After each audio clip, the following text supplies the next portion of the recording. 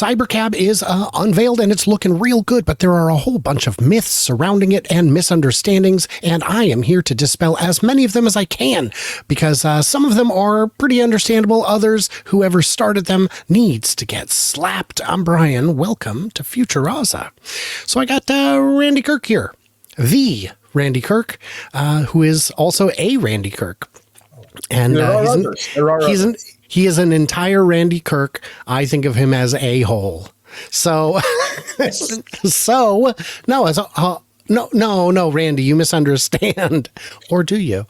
Hey, so here's one I keep hearing, and I don't know where it came from. They're going to have airless tires. What do you think of that?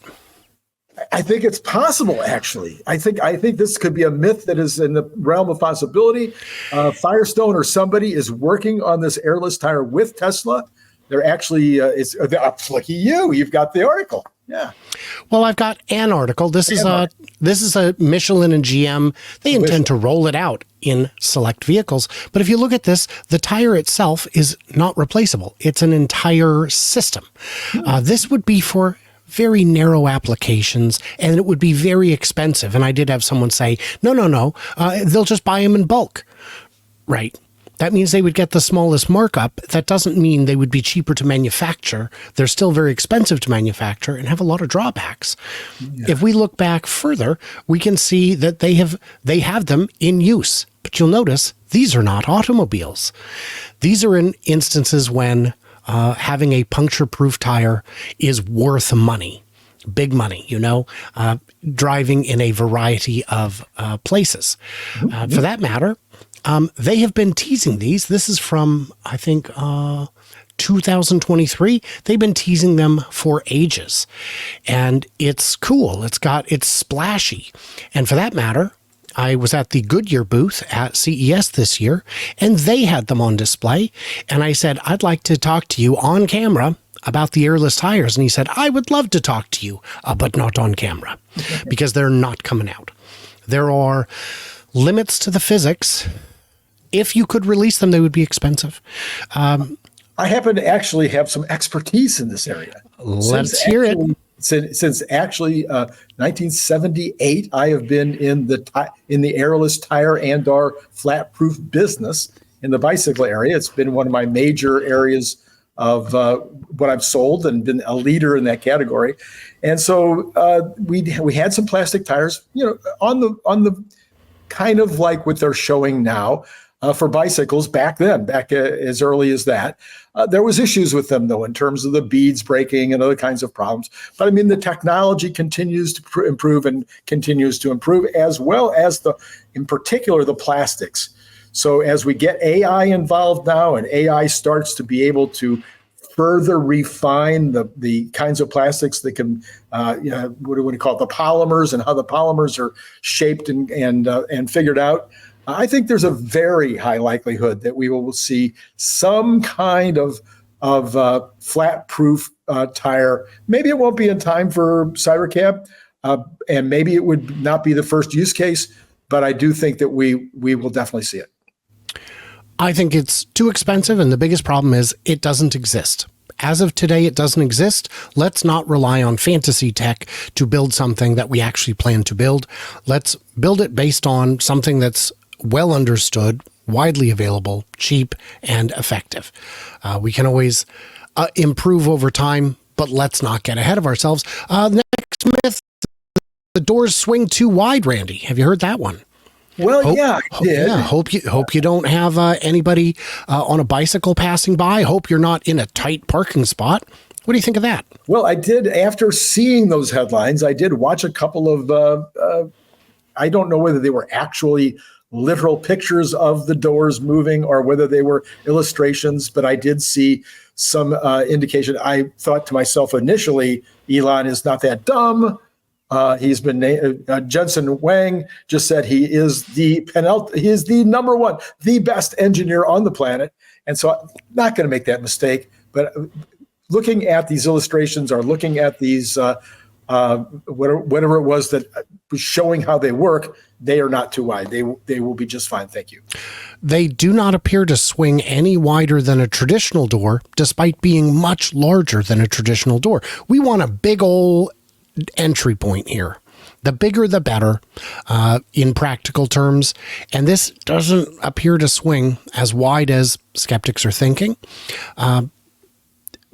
But it's, why would you need to be in the car when it's in a parking spot? Let it pull out of the parking spot and then get in if you're that concerned. And also the car is narrower than other Teslas, True. Despite being reasonably roomy inside, because there's no need for a third passenger in the rear seat. The two front seats can be closer together while still being spacious and safe. So I do not share those concerns. But speaking of seats, there's just not enough seats, Randy. Have you heard? Have you? What do you think about that? Well, I have to admit that I went through a series of thoughts with regard to that. My very first thought was, well, most of the rides are two seats. And I mean, two people, one or two people is, for cabs. I mean, we're talking about a cab. And then I had this breakthrough. It was not really my own brain that did it. It was somebody posting on X. And they said, by the way, in a Cybercab, you'll be removing one passenger, the driver. That is also true. So basically, if you almost all rides are going to be one or two passengers, and if you have the 3 or 4 passenger ride, you'll just hail a Model 3 or a Model Y to come get you, not a Cybercab. Yeah.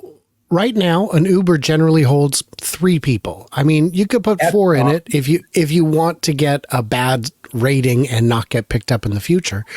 But I've taken rides with 6 people in my party. I order an Uber XL. It takes an extra 5 minutes, but they're on the network. They exist. So it's not a real concern. The next one, some people have said it is going to have a Frunk. Do you think it will have a Frunk? I don't know. I mean, there was, indications that it did not have a Frunk. There were people saying that literally out loud.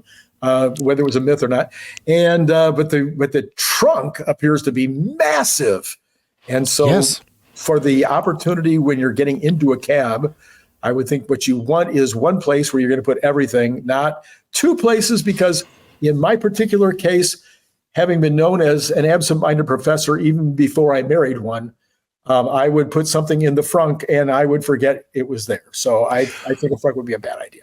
I'm not convinced that being absent-minded is communicable in that fashion, but I will take it from you.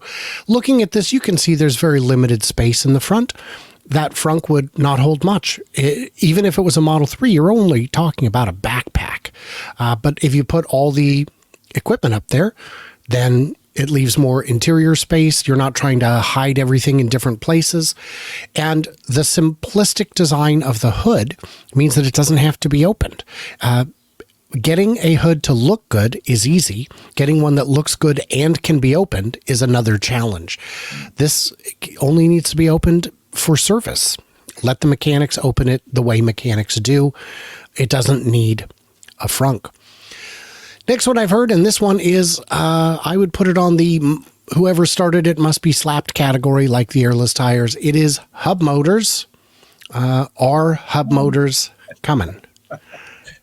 Yeah, again, I have a little expertise because in the bicycle business, we've had hub motors on bicycles now for, I guess, maybe 15 years, something like that.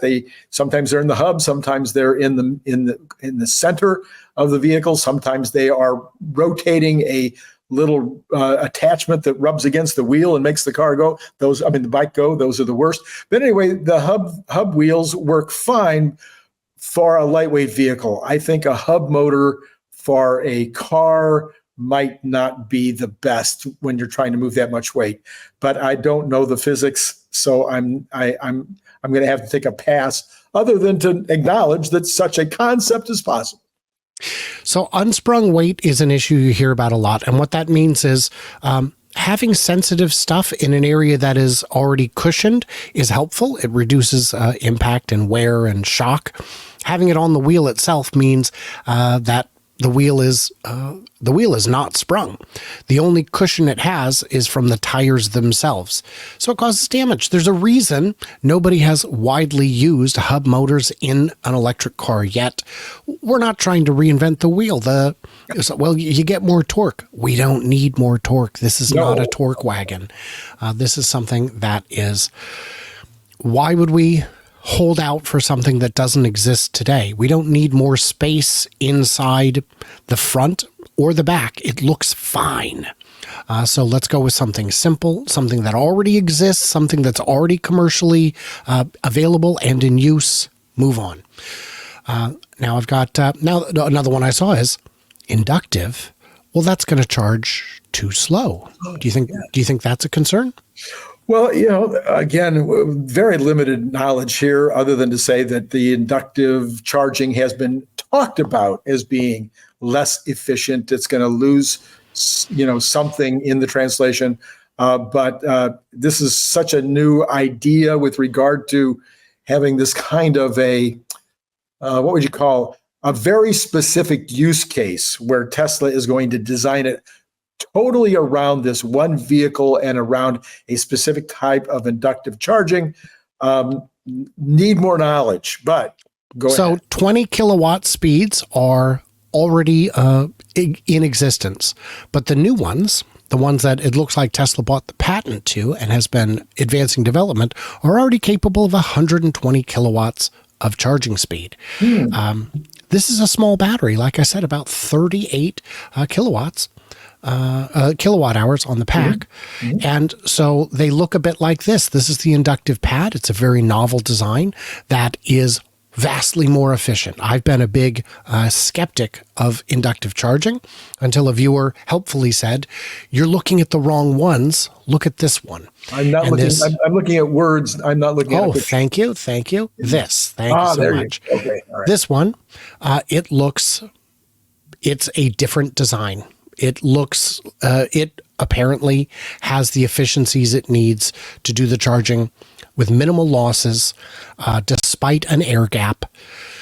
This is what they've been waiting for. I see. And so I decided to look up charging time at 120 kilowatts, and we find that a small EV, 11 minutes, a large EV, 33 minutes, is 11, and this would absolutely be a small EV. And I believe it would be on an LFP battery, so it could go to 100% state of charge every time. And that would mean an LFP has a nice charging curve. 11 minutes wouldn't actually get you to full, but it would get you well into the taper zone where you can choose to just deploy it and make room for the next one charging. But the big thing to remember is all transit has peak and off-peak times. And there's usually 2 peaks a day. And during the off peaks in between, they can charge. And, well, how am I going to juggle all these cars? Or they juggle themselves. They're self-juggling cars. You should know that. You're a clown. Not you, of course, the people who are being deeply skeptical. And by the way, I forgot to show this. This is what you use if you want more than 2 passengers. It already exists. Oh, yes. Okay. Yeah. It's going to have, and this is another one, I don't know where the idea came from. It's going to have 4680s. They might be LFP 4680s. We know CATL has sold equipment to Tesla that they are currently configuring to produce LFP batteries. And they will be 4680s, and I say they won't be 4680s. What says you? Well, I think this is a really good question. It is a question that I hope that Tesla begins to answer soon, because, I think you and I may have even talked about, will they potentially start doing LFP 4680s at Austin once they have the first 4 lines up with the nickel, the basic nickel lines. NMC.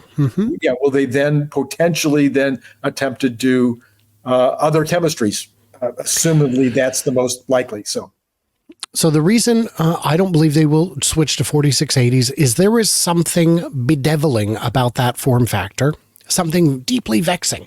So if we look at this, we will see that this is Panasonic reveals its progress on the 4680. This article is almost It is, yeah, it's almost 4 years old. 4 years old. 3 years old. This is a 3-year-old article, and we haven't seen them yet. If we look at other companies, everybody, and this is from 2021, everybody was trying to make 4680s because they knew they could sell them to Tesla. But to date, no one has brought them to market in volume. I had a chance to talk with Jen Gowdy, a Tesla employee at the Portland Service Center, who had worked at Cato Road. She gave a presentation to the Owners Club that I was not permitted to film, of course, because it's a little much. And we were allowed to ask questions. And I said, look, everybody's tried to make a 4680. Not talking about Tesla, just talking about the competition. Is there something particularly vexing about the form factor? And she said, I can't tell you that.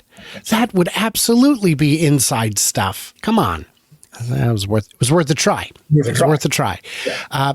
But there clearly is, because nobody can crack it. To think that Tesla would just buy LFP equipment that's been previously used to make prismatic cells and then use the prismatic cell equipment to make 4680s doesn't make sense. Right. It's possible there'll be 4680s. It's possible they will not. I believe the vehicle will be chemistry and form factor agnostic. Whatever's available, make it into the pack, get it out the door. Mm-hmm. That's my guess. Stainless steel. It's going to be stainless steel because it's got cyber in the name. Have you heard that one? Well, I heard that one. And then when it first came out, everybody looked at it and goes, oh, that's stainless steel, including me. I posted such a thing. I was one of the myth makers. How dare you, sir? Only to find out from those who were in attendance and who got a chance to actually look at the body that, no, in fact, it was painted in a way that made it look like stainless, but it was not a stainless steel body. Correct. Eric says, Eric E. Tesla. So I guess he's part of the Tesla family. Small correction, exterior panels are not stainless. The mass and the cost of stainless steel is undesirable on our high-efficiency robotaxi. Eric is apparently one of the designers. Alexandra asked, so is it painted? And I don't know. Did she get an answer? No. So there are, a number of possibilities. I would have liked to have been there so I could have done what apparently no one else did, which is just knock on it. Just knock on it. You're allowed to touch it. You're allowed to get in it. Just knock on the darn thing. Dr. Know-It-All surmised that it was carbon fiber, which for a prototype would make sense. I don't know if that would make it into production. There are a number of issues, but it will not be stainless. It doesn't satisfy the design requirements. One I've heard, and this is one I'm not sure on, and I would love to hear your thoughts. Could it be a single cast for the entire body? Forget a structural battery. Could it be something like this, where it's a whole body cast as one? So this has been talked about for a long, long time, and this could be a potential reason why it's not going to be out until 2026, is that this is going to be such a difficult thing to do. But I want to have a long conversation with you at another time, maybe on my channel, about why it's going to take till 2026, because it makes no sense. So anyway, what are your thoughts? I don't have one yet. It could be a structural battery pack with 2 castings. Or it could be a single cast. I think it's small enough that a single cast would work. You could probably do it with a 12,000 ton press based on the size that we've seen. Any answer, I think, is as likely to be right. And it's so early that everything is subject to change. Yeah. The last myth, and guys, before we get to the last one, because it's fun, head on over to the Randy Kirk channel, see what he's up to. We do a lot of fun stuff. We are both men of wisdom. So, So that at least we got people fooled. Yeah. And all that. Leave comments about other myths that we forgot to cover. The last one is it's too low for mobility purposes. What do you think of that? Well, mobility meaning for people getting in and out? Yeah, just people who, people enjoy a Model Y because it's easier to get in and out of than a Model 3. Height, this is low to the ground for aerodynamic and other reasons. Yeah. Is that a problem? Maybe if you're 6'3" and not nimble. Well, but I mean, people who are older or have bad knees, bad back. Bad knees, yeah. Gosh, I don't know that anybody is going to turn down the ride or decide not to use this because it's low to the ground. I could be wrong, but no, it doesn't bother me that much. I think it works well enough for the overwhelming majority of passengers that for those who require an easier egress, we just go back to this. You can still order it. Tesla Plus, a Tesla XL, or whatever it is that you would need. I think, there's enough alternatives built into the system that it would just plain work. Guys, quick question. What did we miss? What do we misunderstand? Stay tuned and juicy and leave it into them comments below. Cannot wait to hear from you, clever robots in a robotaxi.